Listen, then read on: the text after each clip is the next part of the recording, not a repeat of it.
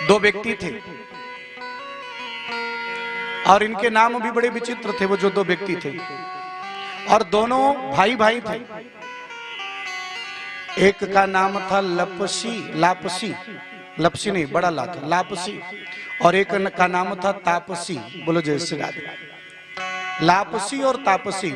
लेकिन अगर इनके विषय में सुनोगे, जो लापसी हैं वो ऐसा व्यक्ति है कि जिसको दुनिया में एक चीज से बड़ा प्रेम था। काहे से? बोले मीठा खाने से। और मीठा में वो सबसे ज्यादा क्या खाता था? लपसी। हैं? लपसी जानते हैं? नहीं जानते हो? जानते हैं? अरे भैया हलवा को थोड़ा गीला कर दो, हैं? लपसी हो जाएगा। और वो उस चीज का बड़ा प्रेमी था। और जानते हो उसका एक नियम था कि बनाता और बना के लपसी के सिवा दुनिया में और कोई चीज नहीं खाता था। लेकिन बिना भगवान को, बिना परमात्मा को अर्पित किए कोई दूसरा काम नहीं करता था। पहले अर्पण करे, फिर खाए, फिर कोई दूसरा काम करे। चाहे जितना लालच दे दो, चाहे जो करो, केवल इतनी ही निष्ठा थी उसके जीवन में और कुछ नहीं। और एक उसका भाई था जिसका नाम था तापसी। वो तपस्या करता था, ध्यान के द्वारा आदिशक्ति पराम्बा का मनोचिंतन करना। और वो हिमालय की तलहटी पे सेवा कर रहे थे। जब सेवा कर रहे थे तो उसी समय नारद जी पहुंच गए। और नारद जी ने देखा तो दोनों झगड़ रहे थे। झगड़ कैसे रहे थे? झगड़ इस बात से रहे थे, लापसी कह रहा था कि मैं ज्यादा भगवती का उपासक हूं और तापसी कह रहा था कि मैं ज्यादा उपासक हूं। बोलो जय माता दी। नारद जी बोले काम करो, इसकी परीक्षा कल हो जाएगी।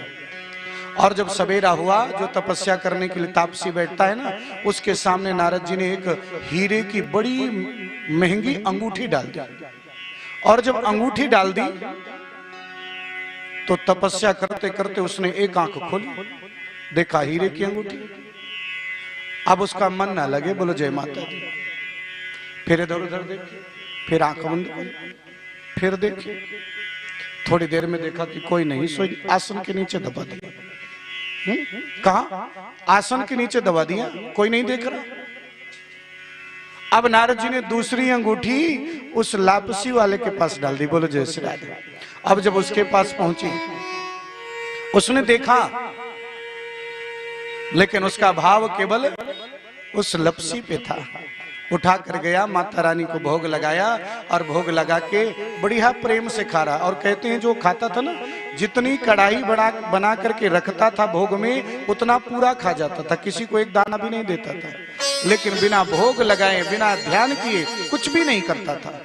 उसका उस अंगूठी की तरफ ध्यान भी नहीं गया और बढ़िया चाव से खा रहा था। नारद जी गए, बोले यहाँ पर एक अंगूठी पड़ी थी, तुमने देखा क्या? बोले वो तो है। बोले एक और थी। तापसी बोला हमने तो नहीं देखी। तापसी मान ही नहीं रहा। नारद जी ने उसको उठाया, बड़े खड़े हो जाओ। जब खड़ा हुआ, आसन उठाया तो देखा अंगूठी पड़ी है। बोले तुम मां भगवती की भक्ति में भी कपट करते थे, तुम बड़े नहीं, तुम महा छोटे हो। जिसके ध्यान में एकाग्रता ना हो, जिसका मन इधर उधर भटक जाए, वो तपस्या में कैसे सफलता प्राप्त कर सकता है? और तुम्हें इसका दंड मिलेगा। तुम्हें आज तक की किसी भी पुण्य का फल नहीं मिलेगा और जीवन में नहीं मिलेगा। आज हाथ जोड़ के बैठ गया, बोले कुछ तो दे दो।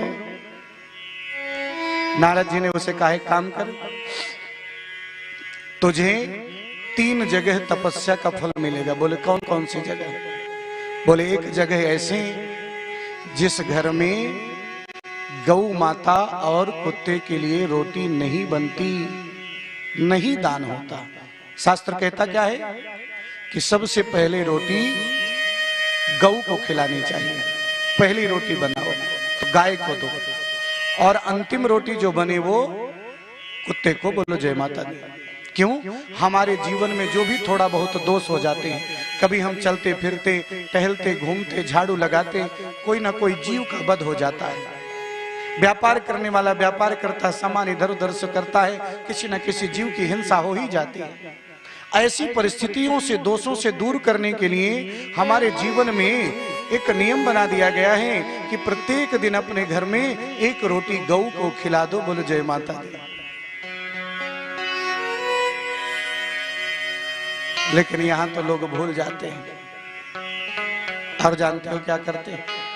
गाय को रोटी बनाना भूल करके, किसी को ड्यूटी जल्दी जाना है, किसी को व्यापार में जल्दी जाना है, पहली रोटी बनाया और पति देव को खिलाना चालू कर दिए। बोलो जय माता दी।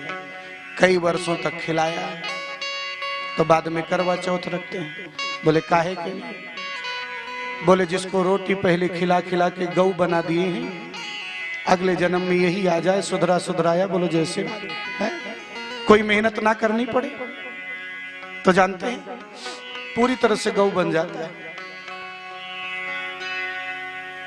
और अंतिम रोटी भी कभी कभी गड़बड़ कर देते हैं। बोलो जय माता दी। हम नहीं बोलेंगे। तो जानते हैं आज पहली रोटी यानी जो गऊ को नहीं खिलाता और अंतिम रोटी उसकी स्वान को नहीं जाती, उसके घर का पुण्य तुम्हें मिल जाए। बोलो जय माता दी। लेकिन जो ये करेगा उसके घर का पुण्य तुम्हें नहीं मिलेगा। दूसरी बात, जो दान करता है और दान करने से पुण्य मिलता है, कौन सा दान? बहुत से लोग सौभाग्य का दान करते हैं। अच्छा, बहुत से लोगों को मालूम भी नहीं होता कि अगर हम सौभाग्य का दान करें तो क्या करना चाहिए। सौभाग्य का दान करते हैं ना, तो कुछ लोग मान के चलो आप वस्त्र नहीं ला रहे हैं, कोई बड़ी बात नहीं। अगर सिंदूर आदि ला रहे हैं तो उतना दान कर दिया तो ठीक है। लेकिन अगर वस्त्रों के रूप में आप सौभाग्य का दान कर रहे हैं तो शास्त्र कहता है कि पूरा ऊपर से नीचे तक, मतलब वस्त्र के रूप में, साड़ी है, ब्लाउज है, पेटीकोट है, उसको दान करना चाहिए। अब इन तीन चीजों में एक चीज भी कट गई तो आपको उस दान का पूर्ण फल नहीं प्राप्त होगा, शास्त्र कहता है। तो वो जो पुण्य है उसने दान किया तो उसे नहीं मिलेगा, तुम्हें मिलेगा। बोलो जय माता।